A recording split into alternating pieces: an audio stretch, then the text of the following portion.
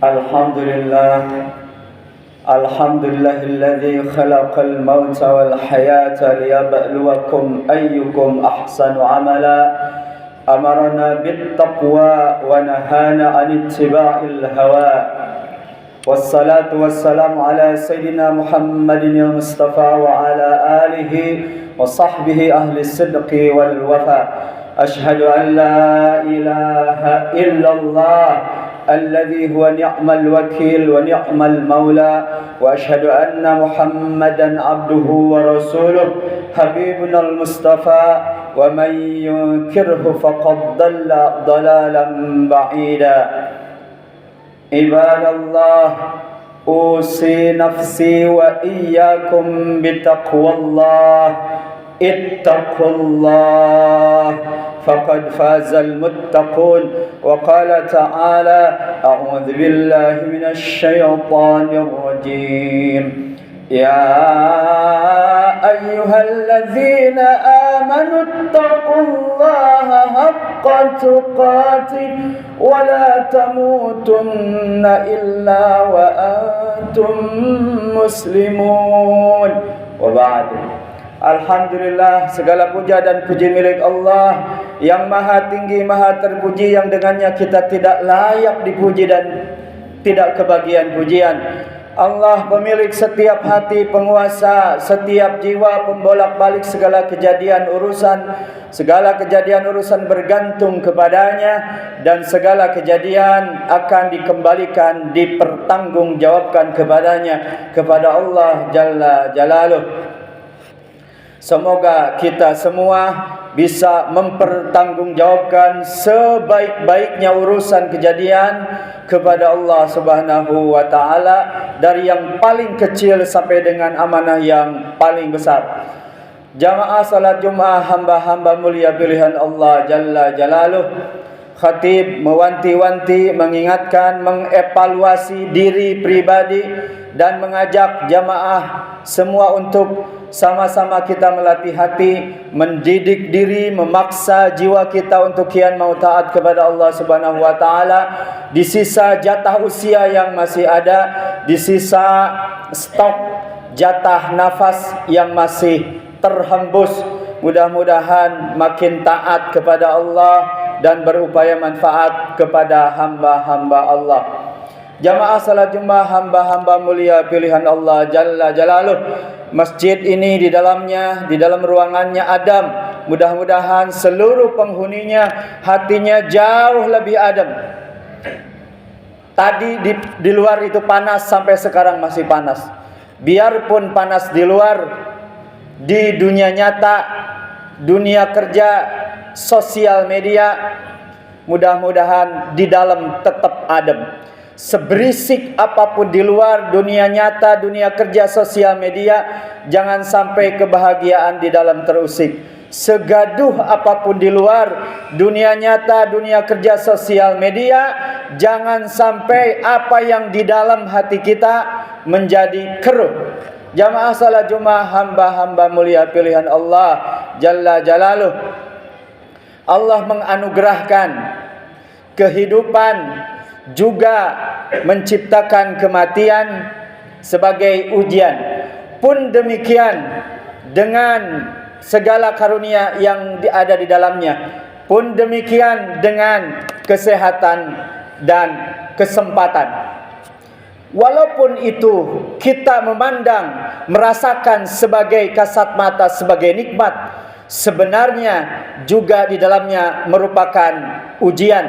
Karena semua yang terjadi dalam kehidupan ini adalah sepenuhnya ujian. Lapang, sempit, mudah, susah, diterima, ditolak, gagal, sukses, senggang, lapang, banyak uang, sempit, sulit, bangkrut, pailit, semuanya adalah ujian. Persepsi umum manusia yang dinamakan ujian adalah pada saat kita sedang sulit, sedang susah, sedang bangkrut, sedang pailit, gak punya duit, dan seterusnya. Padahal sebenarnya berkebalikan dengan itu semua juga adalah ujian. A'udzubillahi minasyaitonirrajim. Wa nabluukum bisyarri wal khairi fitnah. dan kami coba kalian dengan kebaikan dan kesusahan, kemadaratan sebagai ujian. Ambillah kita dua hal. A'udzubillahi minasyaitonirrajim. Wa qala an-nabiy sallallahu alaihi wasallam, ni'matani maghbunun anhu katsirum minan nas, as-sihah wal farag. Dua nikmat yang sering dilalaikan, dilupakan oleh kebanyakan manusia. Pertama, as-sihah, sehat. Yang kedua, sempat atau waktu luang. Manusia apapun agamanya, apapun level sosial, spiritual, finansial, struktural dan seterusnya, pasti menginginkan yang namanya sehat.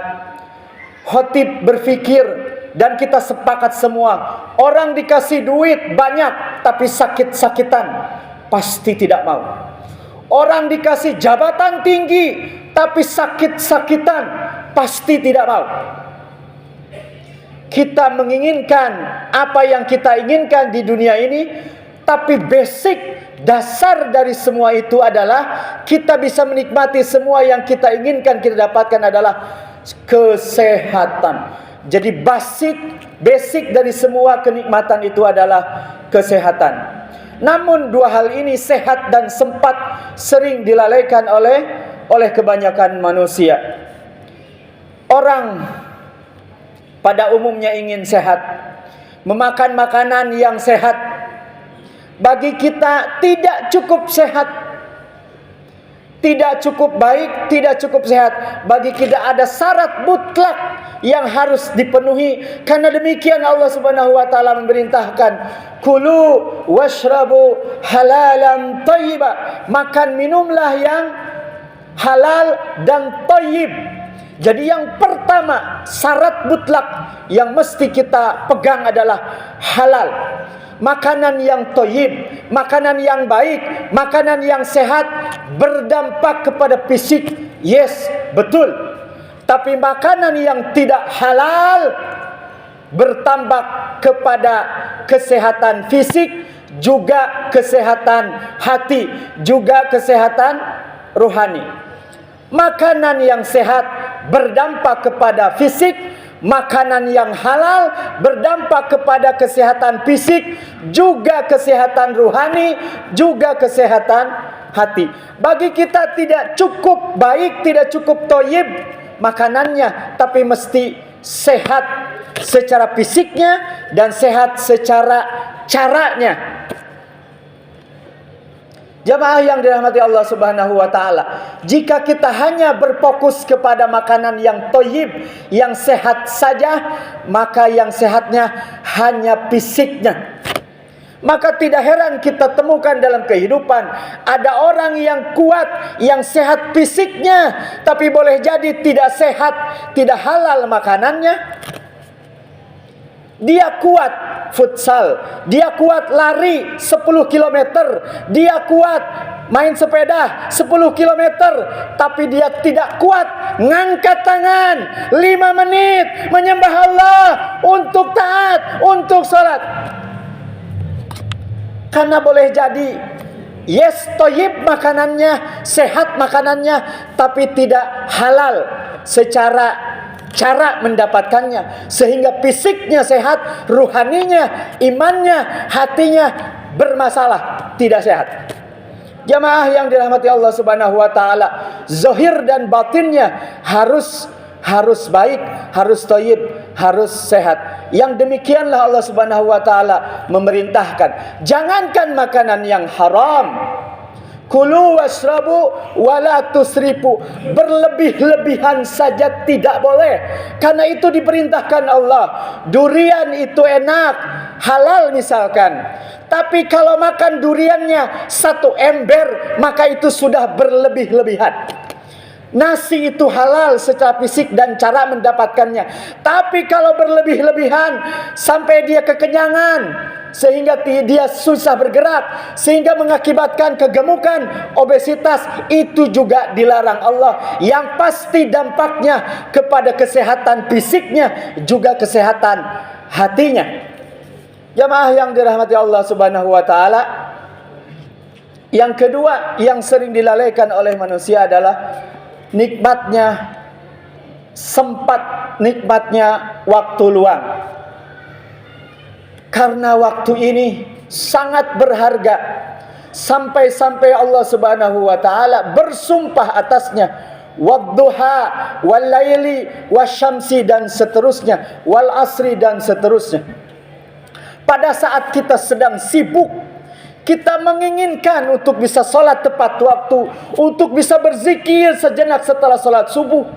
Pada saat kita sedang sibuk-sibuknya, sedang kerja dan seterusnya, menginginkan kita punya waktu luang untuk bisa nganter anak, untuk bisa ibadah tenang, dan seterusnya. Lalu diberikanlah waktu sempat itu, waktu senggang itu, lupa dengan semua cita-cita pada saat kita sedang sibuk. Jamaah yang dirahmati Allah Subhanahu wa taala, mudah-mudahan modal besar ini sedang sehat, sedang ada sempat waktu luang dipakai untuk taat kepada Allah, berupaya manfaat kepada hamba-hamba Allah, dan menjadi rahmat bagi lingkungan masyarakat umat juga semesta. Mulai dari yang paling sederhana, mulai dari yang paling kecil, mulai dari yang terdekat. Pada saat kita masuk kamar mandi, ada makhluk Allah namanya kecoa, tidak digilas, tidak diinjak, tapi diangkat, dipindahkan, maka kita sudah jadi rahmat bagi semesta. Bukankah kecoa itu bagian daripada sebesarnya yang semesta sedang kita berada di dalamnya? Ketika ada semut, tidak disiram dengan air panas, tidak diinjak, dan juga tidak dibakar, tapi dibiarkan dia hidup. Karena itu makhluk Allah yang dia juga punya hak untuk hidup. Mulai dari yang paling sederhana, mulai dari yang terdekat, taat kepada Allah, manfaat kepada hamba-hamba Allah, kepada lingkungan umat semesta, kita menjadi rahmat. Saudara kita di Palestina, betul kita jauh secara fisik, tapi kita tetap masih bisa ngasih manfaat, tetap kita masih bisa menjadi rahmat bagi saudara kita yang sedang terzolimi di bumi manapun. Dengan apa? Dengan berdoa kepada mereka. Secara dana, secara donasi mungkin kita tidak besar, pun boleh jadi sering terlewat, tapi paling tidak secara doa kita insyaallah mudah-mudahan tidak terlewatkan, menjadi jalan manfaat untuk saudara kita dimanapun berada. Semoga Allah menolong kita semua istiqamah beramal hingga ajal, istiqamah beribadah, beramal saleh hingga husnul khatimah, taat kepada Allah, manfaat kepada hamba-hamba Allah, dan kepada lingkungan masyarakat umat menjadi rahmat. Barakallahu li wa lakum fil Qur'anil azim, wa nafa'ni wa iyyakum bima fihi minal ayati wa dzikril hakim, wa taqabbalallahu minni wa minkum tilawatahu innahu huwal ghafurur rahim.